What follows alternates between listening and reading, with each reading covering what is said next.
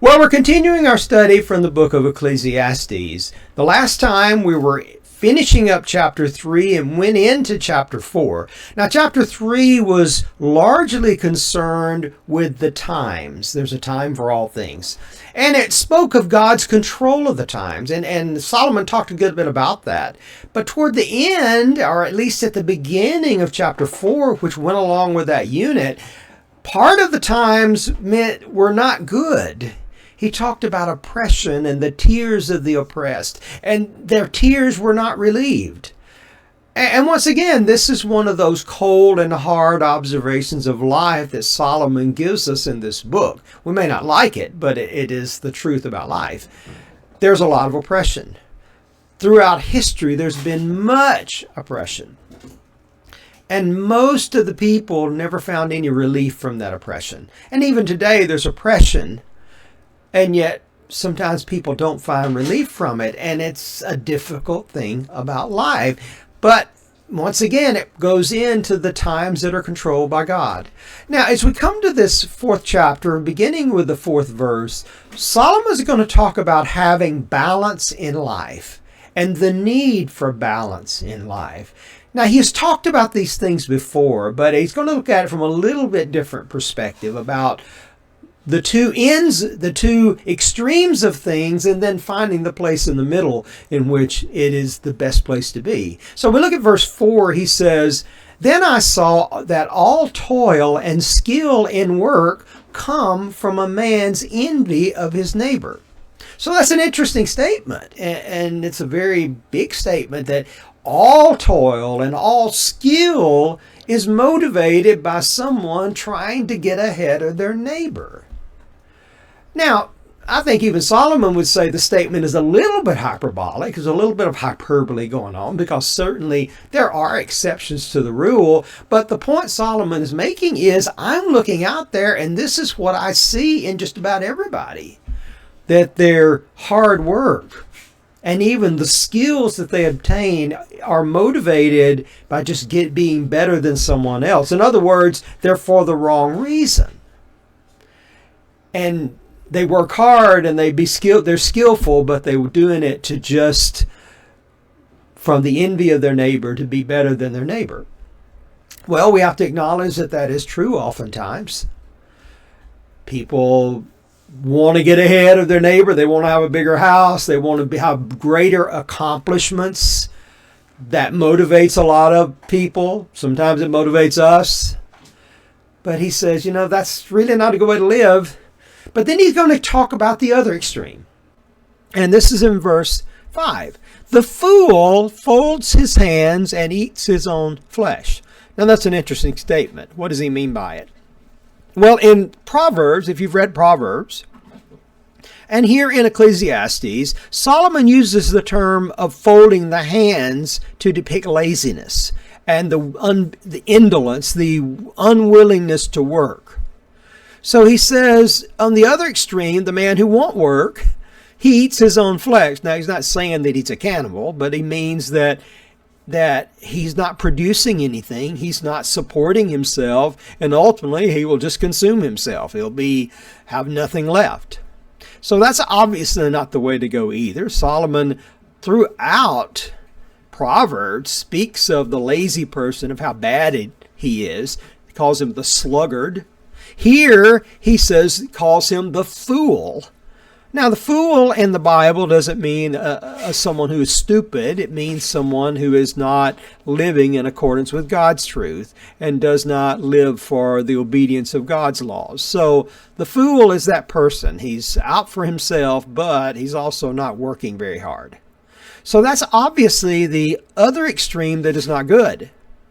So then he finds the balance, and he says in verse 6, "Better is a handful of quietness than 2 hands full of toil and a striving after wind." So he says better if you just got a little bit less, and maybe not so much, but you've got quietness. Now, for the man who's working really hard and who has envy for his neighbor, he had said up there, I didn't mention that, he says this is vanity and striving after the wind, because vanity means fleeting. You can't get it. You can't grab it. You're trying to grab the wind and you can't get it. So all of this pursuing gain and pursuing wealth and working just to get ahead and be better than someone else, ultimately it's self-defeating because someone's going to come along better than you and with more stuff than you have. But he says better to have a handful with quietness and enjoyment of life than 2 hands full with striving after the wind, continually striving, trying to get ahead and never able to do it. And so he's going to go to something else in verse 7 about, he's going to call it another vanity. Again, I saw vanity under the sun. One person who has no other, either son or brother, yet there is no end to all his toil.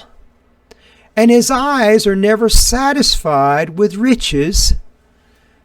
So this is the person who is working really hard, but he has no one. He doesn't have family. He doesn't have relationships. He doesn't have friends. Maybe he doesn't have family and friends because he has this single-minded pursuit of gain and getting ahead, and he may have alienated everyone, or he doesn't make time for anyone. Because we all know that if you have relationships, you have to cultivate those relationships. They don't just happen. You may fall into them, but you must maintain them. And they're so important.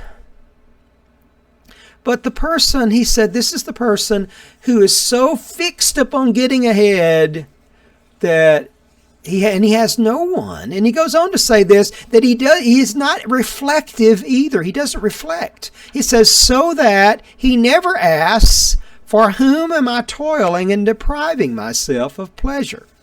So he doesn't even slow down long enough to say, well, why am I doing all this since I don't have anybody to leave it to? And so he says it really doesn't make much sense. And so, because he has no relationships, he has no one to be there with him. And even if you have great success, or even if you have success in life in some way, to not be able to share it with someone and have someone there to celebrate it with you, makes it a little empty. And so he goes on with this. In verse 9, he says, 2 are better than 1, because they have a good reward for their toil. So, having companionship is better. Having someone with you and having a togetherness is better. You have a greater reward.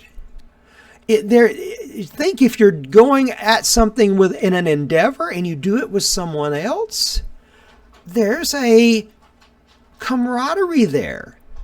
There's a togetherness there that's a great blessing. And he goes on to say in verse 10, for if they fall, one will lift up his fellow. And that's why another reason why relationships are so important, because they help us in our difficult times. They help us in our hard times. You have someone to lift you up. You have someone to console you in times of difficulty. And so relationships, family, friends. I cherish my family. I cherish my friends. I cherish those with whom I work. At the school that I work, I love my coworkers. I love the students that I teach. These relationships are very important to me. Now, I like my solitude. I think a lot of us would say that. We enjoy solitude, enjoy my time alone. But not all the time. I love my family. I love companionship. And we need that. We are wired for that. We're built for that. God has created us for relationship. And when we don't have them, it creates even more difficulty for us. So he says that you've got someone to lift you up. In verse 11 he says, again, if 2 lie together, they keep warm. But how can one keep warm alone? Well, the image is of a person in a cold night being under a blanket with someone else. Well, that other person's warmth helps you keep warm. And it's a lot harder if you're just there by yourself to keep warm. And so the image is of the need for companionship, the need for relationships. which the man who is just striving and striving and striving and has someone doesn't have. And he was not even reflective. And it kind of goes back to that. It's better to have a handful with quietness. Maybe we wouldn't have quite as much, but those friendships and those relationships and that family relationship is worth more than the stuff. We need that. It's very important for us. And he goes on to say, verse 12, and though a man might prevail against one who is alone, two will withstand him. See, I might have someone come after me to rob me or to hurt me, and they might be successful if I'm by myself. But if I have a friend there with me or companion, they may not even try it, and certainly they may not be successful. It's a lot harder for them. And he goes on to say in the latter part, a threefold cord is not quickly broken. So if you've got three, it's even better, he's saying. And so the need for relationships. Yes, we need to work. We shouldn't be I'm all about relationship, but I'm going to be the lazy person. I'm going to fold my hands. No, that's wrong too. But there's got to be balance. We can work. We can toil. We should be supportive. We should be supportive of our friends and family. We should be supportive of ourselves. We should work and support ourselves. But we need people with us. So important. Companionship. And Solomon sees that. Keen observer of life. So we're going to go to the last part of this passage. It's a little bit different. And he's going to talk about how sometimes things are not like we would expect them to be. And so he says in verse 13, better was a poor and wise youth than an old and foolish king who no longer knew how to take advice. Okay? We would normally think wisdom comes with age, and most of the time it does, but not always. A person can get set in their ways. A person can be caught up in themselves and not pay attention to anyone else. And he says, here you have the poor and wise youth, but you have the old and foolish king who no longer will listen to his advisors. He said the youth is better. But then he tells us something else in verse 14. For he went from prison to the throne, though in his own kingdom he had been born poor. So now the poor and wise youth has become king, probably in the place of the old and foolish king who outlived his usefulness. So now the young man has, through his wisdom, has now become the king. And even though he came from very humble circumstances. Now, as a king, we joke sometimes and say it's good to be king. Well, actually, to be a king has a lot of responsibilities, and it's a very hard job. Kings had many responsibilities of kingship, and they were busy all day long if they were a good king. And this young man is he was a poor youth. He was wise, so we know that he's a diligent king. And it goes on to say Solomon is once again going to have his observation looking here in verse 15. I saw all the living who move about under the sun, along with that youth who was to stand in the king's place. So he says, I'm observing life. I'm seeing this mass of humanity, including this young man who is now in the king's place. I'm seeing all this. The keen observer. In verse 16, he says, there was no end to all the people, all of whom he led. So we have this king, this young man who's become king. He's a diligent young man, and he is inundated. There's no end to the people. They keep coming at him because that's what a king did. Kings worked all day long. They had supplicants. They had people come to them. They had people coming to them for alliances. They had people to come to them for judgments. They had people come to them for favors. It was something all the time. And that was the nature of being a king and being a responsible king. And no doubt this young man that he's using in his illustration is a responsible king. He's doing things right. But he is being worn out. Constant, no end to the people. Just continually people coming to him. Then he goes on to say,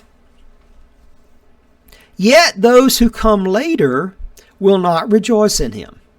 So he's talking about the king who follows him, because this young man's going to die sooner or later. He's going to die, and another king is going to step in his place. And he said there was the ones who come behind him do not rejoice in him. So even though he was wise, he came from nothing to be the king. And since he was wise, he was no doubt a diligent and king who worked very hard for his people and took the kingship very seriously. And yet there was no end to the people. They just keep coming. They keep coming. And eventually he goes away, and then no one appreciates him. Now, we say, well, that just doesn't seem quite right. But we also know that's true to life. Sometimes the ones who work the hardest and do the best in the end are kind of forgotten. And it's the knaves and the crooks. You think about history, and I'm a history teacher. The ones who are often remembered in history are people who sometimes it's because they did bad things. They were not good. But in any era in history, you had diligent, hardworking people that did what they were supposed to do, and yet they're forgotten. And that's kind of what Solomon is talking about. And so in the end, he says this at the end of this chapter, surely this also is vanity and striving after the wind. It's fleeting. So the young man did his job and he was good at it, but anything that he had, notoriety, was fleeting and it went away, and eventually he was forgotten. And so we think about that and we say, that's just such a downer. But when we think about it, we say, well, but Solomon is right. That's the way life is. And Solomon is, as I have said this many times, Solomon is talking about life in this world. How to live life in this world. He's not so much focused with eternity, although he will touch on eternity. And he doesn't leave it off. He will talk about eternity. But he's talking about how to live in this life. That's why he talks about having balance. It's so important to have a good life. And I want to submit to you about this, that living in this life is very important. God did not create us to say, okay, I'm creating you. I want you to know me, and then you get to go to heaven. Well, getting to go to heaven is a good thing. But God wants us to have a good life down here. This life is important. And how we live this life is important. And so Solomon takes that very seriously. And he's observing how many people live life, and it's not good. And he's trying to point to the balance and the way to live life. And the way that he keeps coming back to is this: enjoy the life that God has given you. See it as a gift from God. And live it to the full and enjoy it, because one day we're going to die. And we'll no longer be in this life. So enjoy it. Now, he's going to deal with more as we go further into Ecclesiastes about touching on God and a variety of things.